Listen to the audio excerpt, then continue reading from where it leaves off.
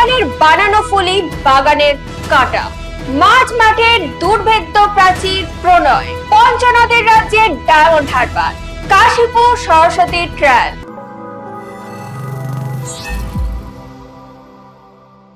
শনিবার ইস্পাত নগরীতে আটকে গেছে মোহনবাগান। আজ লুধিয়ানায় ডায়মন্ড হারবার শীর্ষস্থান বজায় রাখার লড়াইয়ে বাংলার বাইরে বাংলার দলগুলির ও বাঙালি ফুটবলারের লড়াইয়ের খবর নিয়ে আমি সায়নী দৈনিক ট্রিবেলের আজকের পর্বে উপস্থিত। তার গোলে আটকে গিয়েছিল মোহনবাগান। ঋত্বিক দাস। শুরুটা হয়েছিল মোহনবাগান ফুটবল স্কুলে। মোহনবাগান বরাবরই ভারত সেরা, তার বিরুদ্ধে 1 পয়েন্ট স্বস্তিদায়ক। এই গোল কনফিডেন্স বাড়াবে। চ্যাম্পিয়নশিপের লড়াইয়ে রয়েছি, প্রত্যেকটা ম্যাচেই জিততে হবে, তেমনটাই কোচের নির্দেশ। এই গোল আমার মা ও ছোটবেলার কোচকে উৎসর্গ করছি, তেমনটাই জানালেন বঙ্গতনয় ঋত্বিক দাস। কাস্টমস কালীঘাট দুটো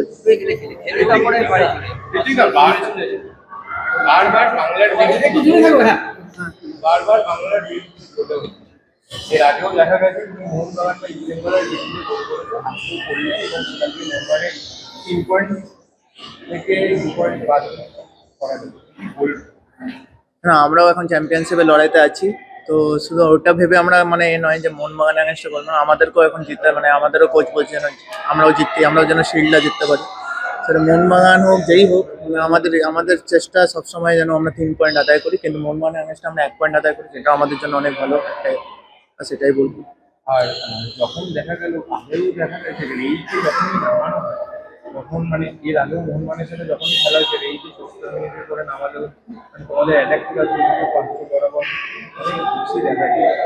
এটাকে আগে থেকে প্ল্যান হিসেবে সেরকম কোচের নিজের তো প্র্যাকটিস থাকে। এবার শুধু রে বললে হবে না, আমাদের যে পুইয়া নামলো, রোজেনবার্গ নামলো, রে নামলো, তিনজনই নামার পর দেখুন পুইয়া এত সুন্দর গেম হোল্ড করলো, কতগুলো চেঞ্জ করে পুরো খেলা তৈরি করছিল। পুইয়া, রে, রোজেনবার্গ যখন রাইট উইং এ নামলো, তো সবাই মিলে যখন চেঞ্জেস গুলো এসেছে, যেমন আগেও যারা খেলছিল ভালো, খারাপ কিছু খেলেনি, ভালোই খেলছিল সবাই মিলে, কিন্তু তারপর অ্যাটাকটা আরো বাড়লো, জ্বললো আমাদের। তো শুধু রে নয়, সবাই আমাদের টিমের সবাই এফর্ট আছে।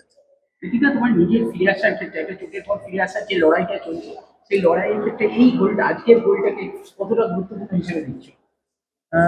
প্রথম এটা গোলটা তো একটা 90 মিনিট লাস্টের দিকে আবার মোহনবাগানের মতন টিমের আগেনস্টে মোটামুটি ইন্ডিয়ার বেস্ট টিম, তো তাদের আগেনস্টে এখানে যেখানে আমরা 1 পয়েন্ট আদায় করতে পারলাম, সেটা আমাদের জন্য বিরাট একটা আমারও পার্সোনালি একটা কনফিডেন্স লেভেল বাড়াবে। তো আমিও মোটামুটি আমিও হ্যাপি। ওয়েন কোয়েলকে নিয়ে কি বলবো? আমরা দেখি অন্যান্য টিমে আমরা দেখি প্রচুর তারকা ঘোষিত দল, কিন্তু আমরা যদি দেখি অনেক ইয়াং প্লেয়ারদের উপর ট্রাস্ট করে, অনেক বিদেশিরা অন্যান্য টিমে বঞ্চিত হয়, যেমন মেসি, পাউল, তাদের সবাইকে রেখে একটা কম্পিটিটিভ ইউনিট বানিয়ে জানতে ওয়েন কোয়েল। কোচকে নিয়ে বলবে, কোচ কতটা উদ্বুদ্ধ করে তোমাদের? কোচ সবাইকে সাপোর্ট করে, সবাইকে কনফিডেন্স দেয় যেন সবাই ভালো করে, প্লেয়াররা ইয়াং প্লেয়ার হোক, যারা সিনিয়র প্লেয়ার হোক, যারা ফরেনার প্লেয়ার হোক, সব ইন্ডিয়ান প্লেয়ার হোক, সবাইকে কনফিডেন্স দেয় যেন নিজেদের 100% দিতে পারে। খেলার মাঠে প্রত্যেক দল 19-20। মোহনবাগানের বিরুদ্ধে আমাদের লড়াই সবার নজর কেড়েছে। চোখে চোখ রেখে বাঙালির লড়াই আবারও প্রমাণ করেছে ঋত্বিক। কোচের কথায় মান্যতা দিয়ে এই 1 পয়েন্ট আমাদের কাছে অনেকটা স্বস্তির, বলছেন জামশেদপুর এফসির মাঝ মাঠের প্রাচীর হয়ে ওঠা প্রণয়। কি বলবে আজকের এই গুরুত্বপূর্ণ একটা পয়েন্ট মোহনবাগানের বিরুদ্ধে, কি বলবে? না, প্রথমে আমি বলেছি মোহনবাগান খুব ভালো টিম, তুমি দেখেছো, কিন্তু আজকে আমাদেরও পাতি বাংলা কথায় হাড্ডাহাড্ডি লড়াই হয়েছে, এবং আমি থ্যাংক ইউ দেবো ঋত্বিককে, থ্যাংক ইউ জানাবো। গ্রেট গোল। এবং আরেকটা প্লেয়ারের কথা না বললেই নয়, পুইয়া আমাদের টাটা ফুটবল একাডেমি থেকেও গ্র্যাজুয়েট, আমার মতে নেক্সট ইন্ডিয়ান ফিউচার, প্রচুর ভালো কোয়ালিটি। এবং তুমি দেখেছো পুইয়া নামার পর পুরো খেলাটা টোটালটাই চেঞ্জ করেছে। ঋতিকা, আমরা আমরা দেখেছি 1 নভেম্বর, 2 এপ্রিল লাস্ট জিতেছিল মোহনবাগান এখানে, 1 এপ্রিল 2023-এ, 1 নভেম্বর 2023-এ।